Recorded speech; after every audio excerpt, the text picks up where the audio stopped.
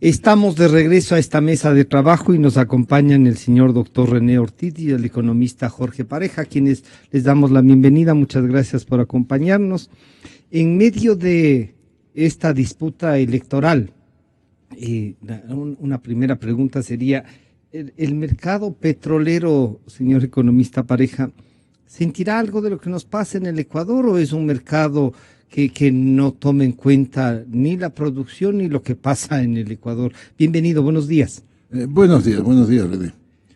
Mire, la producción ecuatoriana no es relevante en cuanto a la producción mundial. Es decir, si mañana por desgracia el petróleo ecuatoriano o el Ecuador en sí desaparece, nos daremos cuenta los 16 millones de ecuatorianos y no el resto del mundo. La producción nuestra es apenas de 500.000 barriles y algo más al día, que no influyen en absoluto en el mercado, ni en el precio, ni en los volúmenes mundiales. De manera que lo importante para nosotros son los precios que dicta el mercado mundial.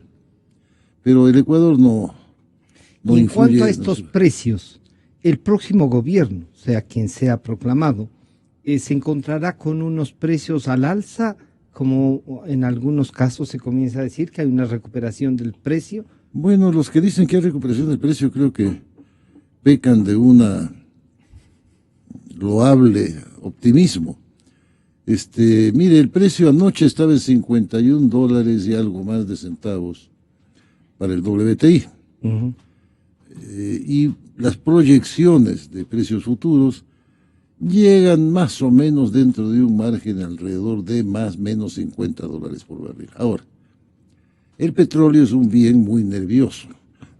Entonces, por ejemplo, lo que está sucediendo en Siria, eso sí puede afectar. Lo espantoso de Siria, las conversaciones del día de mañana entre el señor Trump y el presidente chino,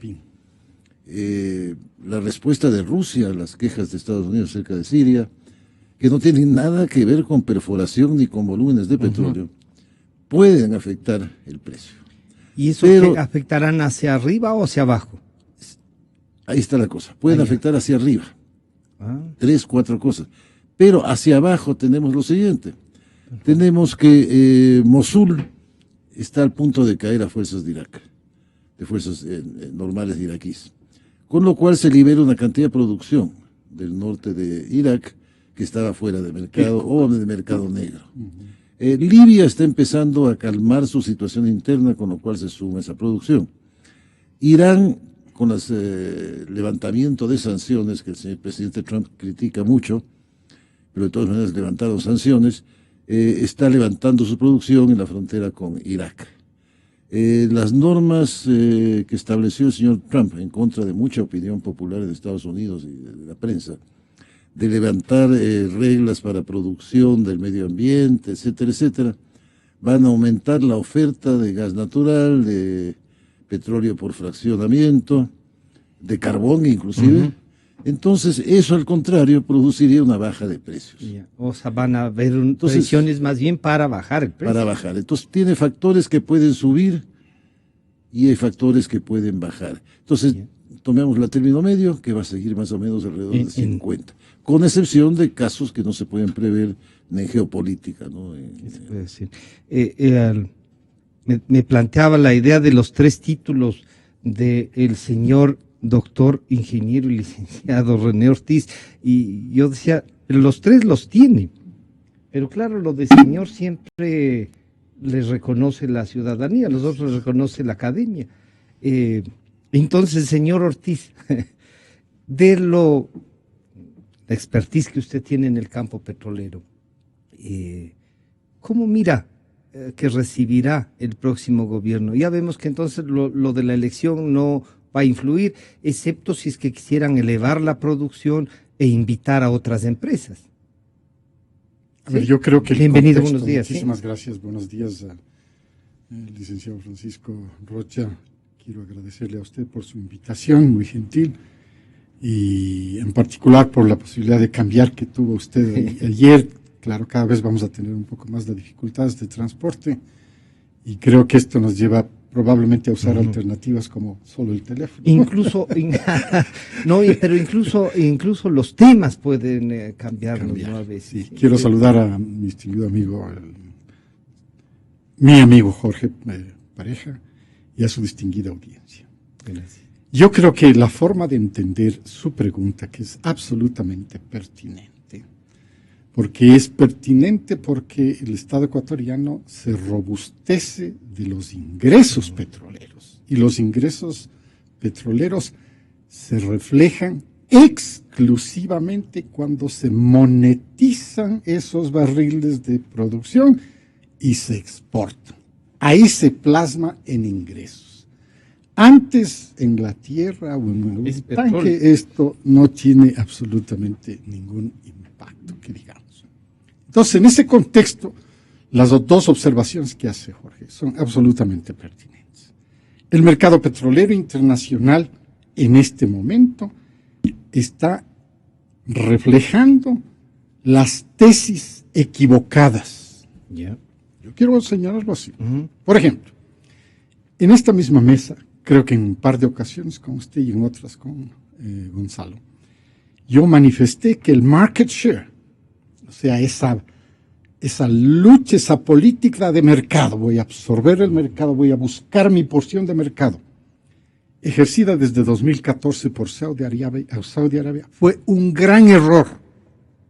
Para ellos mismos, incluso. Claro, fue un gran error y Saudi Arabia fue muy instrumental en convencer a toda la OPEP de que adoptaran eso. Evidentemente, el resultado fue un colapso de los precios, el resultado fue una inundación de más de 2.5 millones de barriles en el mercado, cosa inaudita, una cantidad de esta naturaleza. Y lógicamente, ese error, la economía la va pagando. Entonces, ahora se dan cuenta que no es por ahí el camino.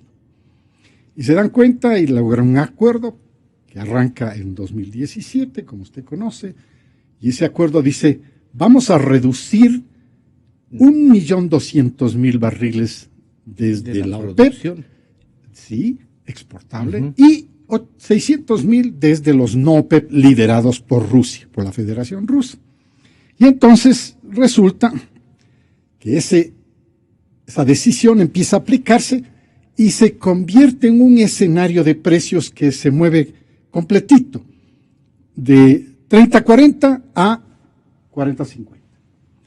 Digo, porque en ese rango tienen que estar los crudos muy pesados, de la calificación exactamente, muy pesados, medianos y altos o ligeros. Entonces se mueven en ese rango. El hecho real es que se ha podido llevar al mercado a un rango de precios de $10 más para todos. Yeah. Todos están en promedio ganando $10 más. $10 más para una producción exportable de Ecuador de aproximadamente 3 millones de dólares por día, equivalente a 300.000 multiplicado por $10, 3 millones de dólares diarios. La pregunta es, en 10 días ya son 30 y en 100 que habrían pasado los 100.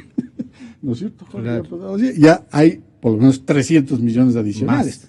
¿Qué es lo que se está haciendo con eso? Me imagino, esa es una forma de apreciar un extra de ingresos para poder entender, primero, si están pagando las deudas. Ya. Porque las deudas son astronómicas. En el propio sector petrolero. No solo separemos correcto. La deuda, porque el gobierno ha dicho, aquí hay una deuda que es deuda y esto no es deuda. Son atrasos, son esos son cosa, los problemas de falta de transparencia que ha ejercido el gobierno a lo largo de todos estos 10 años, en que no deja ver exactamente si los conceptos se aplican o no se aplican para tal definición.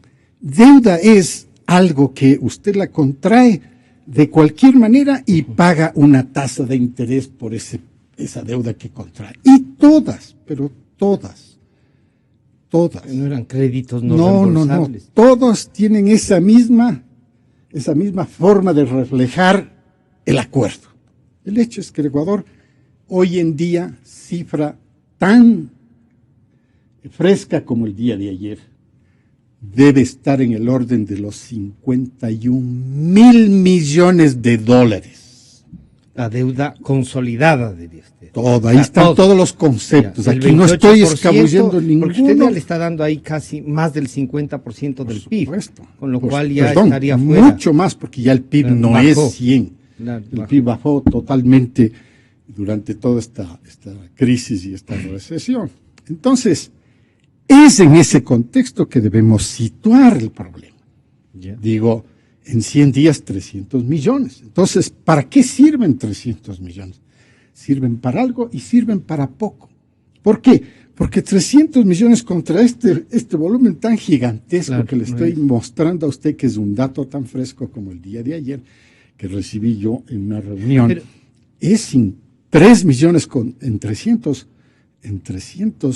perdón, o sea, 3 millones en 100 días. 300 millones en 100 días es poquísimo en relación de las obligaciones que tiene el gobierno del Ecuador, porque esto es gobierno del Ecuador, no es los ecuatorianos. Perdóneme, mi querido Francisco. Pero es en tiene que aceptarme esto. No, es el gobierno el que se ha hecho acreedor a ese título de deudor de más de 51.000 millones. Y termino con esto. Entonces, si así son las cosas, evidentemente tenemos que analizar qué dice quién. Saudi Arabia dice, yo no voy a ser el sacrificado de que esto se cumpla poniendo más reducción de petróleo mío. Entonces, los chances de que el crudo se caiga, el precio del crudo se caiga, son muy altos. ¿Por qué? Porque Estados Unidos, con estos precios, han dicho claramente, con $30 nosotros subsistimos y $30 está, pero suave, por todas las reducciones de costo, las innovaciones tecnológicas, y para este fin de año, 500,000 de barriles más de Estados Unidos. De Estados Unidos. Para este año, Estados Unidos tendrá ya 500,000 de barriles en el mercado como exportador neto. Ya podría ser miembro de la OPEP. Entonces, en este panorama que va a recibir el próximo gobernante economista Pareja, uno diría, pero al recordar los precios de no mucho, o sea, hace 10 años, uno diría, es un excelente precio, 50, 45, 40. Pero el gobierno ha dicho que todo el año anterior no recibió un solo centavo por la producción petrolera. ¿Cómo leemos esto? ¿Cómo entendemos? Mire, me gustaría referirme a una frase de las que dijo nuestro amigo René. No hay datos, así de fáciles. Digamos, no tenemos información como normalmente ha habido en el país acerca de reservas, de producción, de proyectos, de absolutamente nada. Tenemos noticias de hechos dados, pero no tenemos datos. Para mí más importante inclusive que el precio, porque el precio está sujeto a factores de los cuales el Ecuador no tiene ningún control. Es la situación de la empresa, del sector petrolero ecuatoriano. Y del público. ¿Ah? O público y privado sería. Bueno, del sector petrolero. El sector petrolero. Mire usted, si el Ecuador pudiera decir, hemos cumplido la norma básica de la industria petrolera durante los últimos 10 años. ¿Cuál es esa norma básica? El ABC del petrolero, lo que llamamos la tabla del 1. Por cada barril de petróleo que usted vende, tiene que encontrar un barril equivalente de reservas recuperables. Eso durante 10 años no se ha hecho. Es decir, ¿no se ha hecho o no conocemos? No se ha hecho. Que se sepa, no se ha hecho. Ya. Y si se ha hecho en grandes secretos. Tanto que no se sabe ni ya. O en el Tungurahua, yo no sé, pero no, que se conozca no se ha hecho. 1. 2. Analizando un poco la industria del, como decimos, del upstream, de río arriba hacia río abajo. No hay exploración, por lo tanto no se puede incrementar la producción. Se podría, si es que hay inversión de compañías serias, con financiamiento y con tecnología adecuada. Pero ese es un tema que demora desde que se inicia la sísmica, la geofísica, etcétera, hasta que se produce, diga usted 5 años, siendo un problema. O sea, para los próximos 4 años No es es posible. difícil aumentar las reservas y la producción.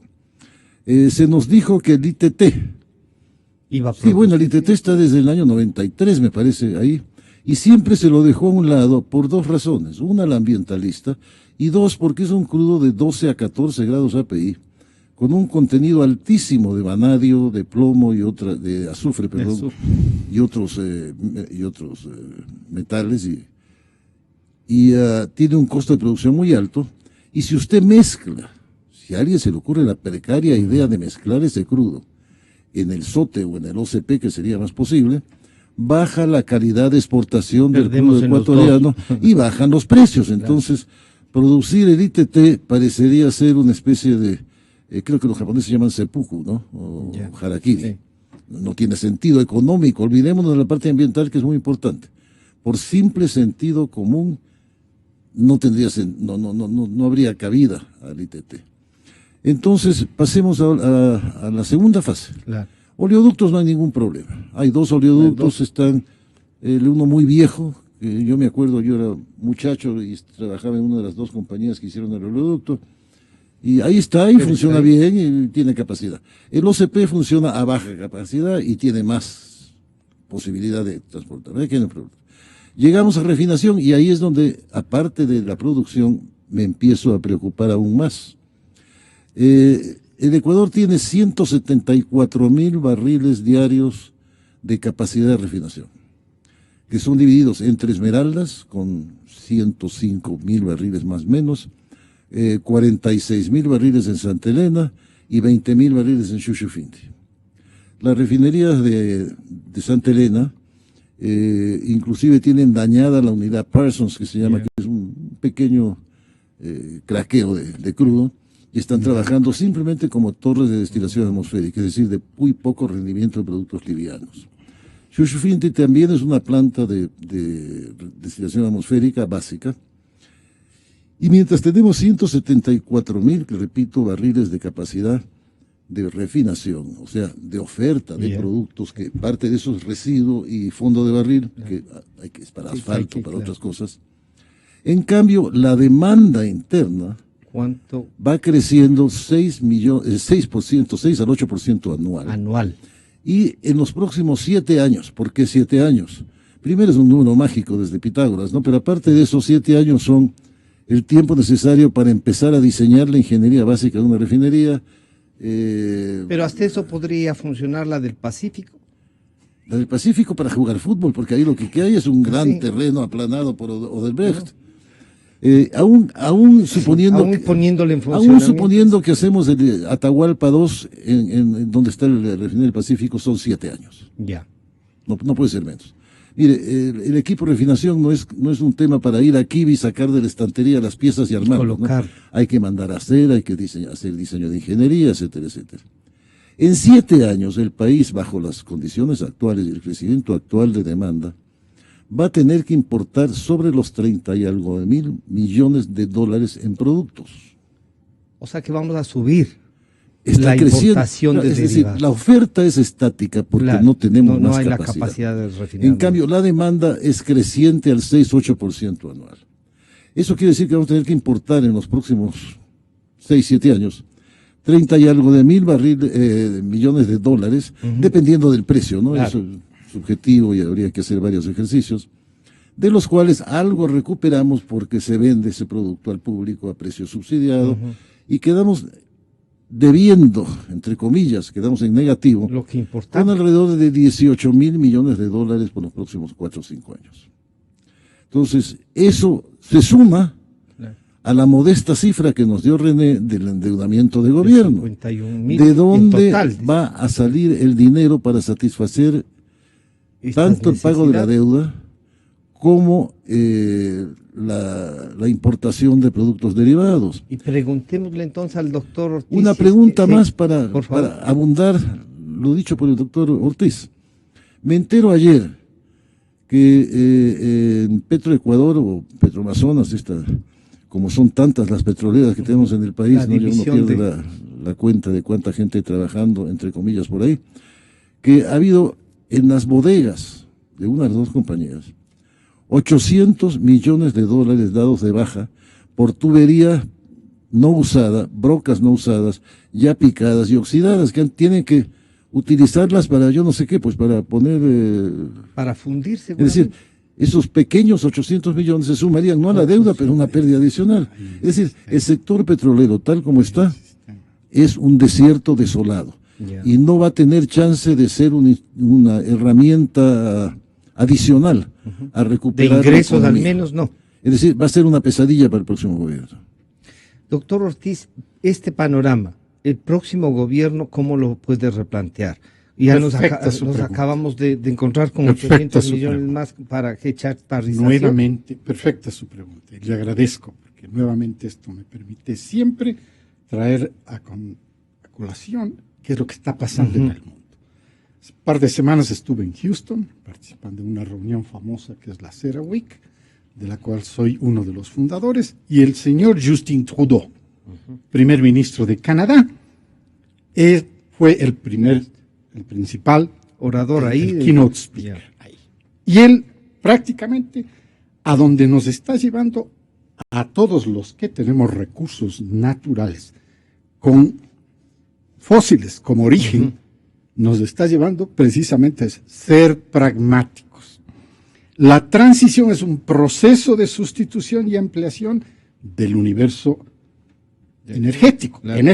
Entonces él dice, esto es muy importante, le tengo aquí presente, una política, él hace una recolección histórica. Dice, mi padre también fue primer ministro de Canadá y lamentablemente cometió un error terrible. En el peor momento, históricamente, una gran intervención estatal que no sirvió de nada. Al contrario, puso a Canadá en las peores circunstancias en la industria petrolera. Entonces él dice, no hay futuro energético sin considerar a las energías renovables, pero dice, vamos a ponerlo en contexto, descubrir 173 billones de barriles de petróleo que le pone a Canadá como la tercera reserva más grande del mundo después de Venezuela y de Estados Unidos y Saudi Arabia, no, le digo, en ese contexto dice, dejar 173 billones de barriles en el subsuelo sin desarrollarle es un crimen. Pero, dice, y habla el gobierno, él, que es gobierno, dice, nuestro trabajo, nuestra tarea es que esto se haga responsablemente, ambientalmente con cuidado y sustentablemente. Entonces ahí le da el ejemplo clarísimo del pragmatismo. El equilibrio y el pragmatismo. El pragmatismo. No lo va a desarrollar Canadá a través de una empresa estatal. No lo va a desarrollar. Esta va a ser la que supervise que se hace responsablemente, cuidadosamente en el ambiente y por supuesto sustentablemente. Y luego dice, nos vamos a construir, el Canadá con sus empresas privadas, con todas las que vengan, vamos a construir 3 oleoductos, no 1, 3. Bueno, pero con esa cantidad de petróleo uno debe Imagínese, pero vea dónde estoy llevándole al volumen de que se viene a futuro. Entonces, uno dice va a la costa del Pacífico de Estados Unidos. Otro va el Keystone Pipeline que va hacia Houston, dice, y que ya fue aprobado por el presidente Trump de los Estados Unidos. Y un tercero va por los lagos, también al sur. Dice, se va a posesionar a esta región de 2, Canadá y Estados Unidos, como la región más fuerte del mundo en el manejo de la industria de los fósiles, petróleo, gas natural y carbón. Soberanía. Esto es una cantidades gigantescas. Solo los 3 oleoductos van a costar 20 billones de dólares. Mire usted las dimensiones. Entonces, el Ecuador tiene que ubicarse en ese contexto. Pragmatismo. Esta industria es buena, pero natural. Uno no puede desechar lo que tiene. Claro. El recurso natural hay que explotarlo. Lo que hay que hacerlo es bajo ese programa, ¿no es cierto?, de responsabilidad, que la tiene él. Pero cuando, ¿sabe qué? El problema de manejar con estatales es que ahí hay dos cabezas manejadas por el mismo gobierno. Entonces se hace juez y parte.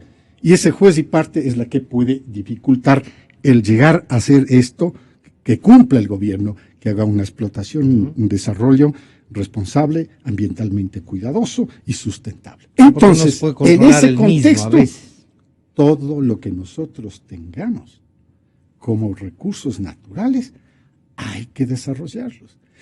Y nos está dando una guía, prácticamente una guía de política petrolera, Justin Trudeau. Y nos está dando a todo el mundo, dice, utilícenlo, pero tampoco desconozcan las energías alternativas, no. Que las energías alternativas, eólica, que es el viento, fotovoltaica, que es el sol, todo eso está bien, pero cuando no hay sol, hay que prender la fósil. Cuando no hay viento, hay que prender la fósil. Entonces, nos está mostrando con una crudeza que las dos energías tienen que caminar juntas. El desarrollo de estas dos energías. Pero esto es, mi querido Francisco, con todo respeto y consideración, esto es toneladas de dinero. Si yo le acabo de dar una cifra por encima de los 51,000 millones de deuda por todos los conceptos sumados, esto es imposible que lo pueda llevar adelante el Ecuador y, por supuesto, el pragmatismo que decía, que traje a colación, nos lleva a esto. ¿Quieren utilizar estos recursos naturales como parte del desarrollo? Hay que hacerlo pragmáticamente.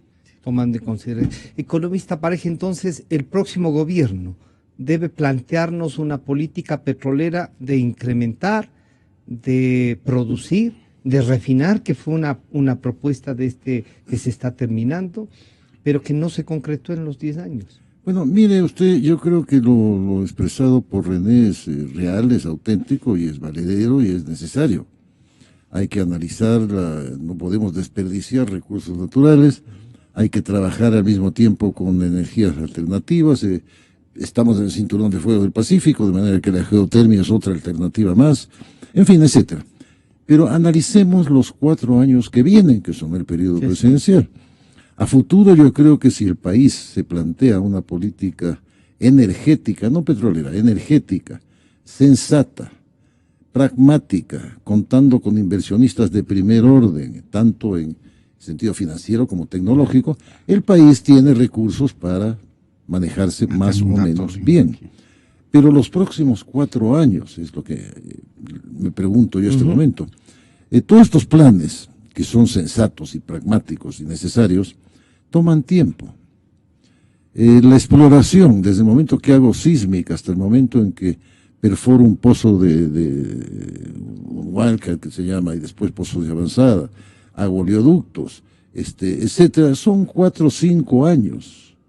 No es una cosa fácil. Si quiero hacer geotermia, que sí tenemos geotermia, también es un problema de perforación e instalaciones que demora, no es de 24 horas. Es decir, la producción de energía yo la veo clara, hay posibilidades, el país tiene muchas, pero los 4 próximos años no veo de dónde vamos a poder sobrevivir económicamente con el petróleo. Hay que sembrarlo, y la siembra se demora 4 o 5 años, pero ¿qué vamos a hacer los próximos 4 años? Por eso es que el próximo gobierno tendrá que ser tremendamente pragmático, tremendamente ahorrativo. ¿Pero puede o no puede contar con plata del petróleo? No. Más allá de lo que está, no. Y siempre y cuando no haya algún desastre mundial que suba los precios, eso es impredecible. Claro. Pero aún así las deudas son tan altas. Los costos actuales, como dicen en el barrio, en tablas. No. Económicamente muy difícil. Salvo que, repito, que algún problema geopolítico dispare los precios, que no lo veo muy claro. Porque pero producción sí tendrá para no hay. Pagar lo que está debiendo, por lo menos. Pues a sacrificio de todos nosotros quizás puedan pagar parte, pero el petróleo no va a ser posible usarlo como herramienta porque no hay. Hay 10 años en que la política petrolera del país ha sido menos que cero. Se ha hecho lo que hace. Además de la corrupción hubo problemas. La corrupción, como dicen, ni siquiera eso ha funcionado, porque los mexicanos, creo que en tiempo de Porfirio Díaz decían, no importa que se bañe mientras salpique, en este caso ni siquiera salpicado. Entonces, no hay petróleo, no ha hecho exploración, no ha habido descubrimiento de nuevas reservas, no hay refinación. Es decir, el petróleo es una solución a futuro, bien manejada, sensatamente manejada, como ha dicho el señor Trudeau y nos ha recogido René, pero ese es un proceso a mediano y largo plazo, no es un proceso inmediato. Inmediatamente lo que hay que hacer es, el próximo gobierno, quien quiera que sea, es amarrarse los pantalones, bajar el gasto público, ¿no? Examinar los subsidios, porque nos cuestan una fortuna, y esperar que el pueblo ecuatoriano sea lo suficientemente paciente y comprensivo para entender de que las medidas que tome un nuevo gobierno son necesarias para sobrevivir, no para tener mejor. He visto que uno de los candidatos, creo que el de Alianza País, nos decía que va a crear un ministerio de la juventud, Secretaría de la Juventud. A este paso vamos a tener más ministerios que gente. Eso hay que cortar. La recomendación sería, por favor, pare. La obesidad estatal tiene que cortar porque de no, la obesidad produce cáncer, produce deterioro de la salud y termina matando a la gente por ataque al corazón. De manera que hay que recortar la obesidad, hay que tener templanza y hay que sembrar el petróleo para el futuro, entendiéndose que ese sembrío va a ser cosechado en 4 o 5 años plazo. Doctor Ortiz, si usted coincide con todo esto, entonces la política petrolera del próximo gobierno, ¿cuál, además de lo que ha recomendado el economista Pareja, cuál sería, no digamos la recomendación, pero cuál sería la visión que debe tener para concluir y comprometerles para ampliar esto que ha de ser la política petrolera? La semana pasada estuve en la Universidad de San Francisco invitado para dar una charla.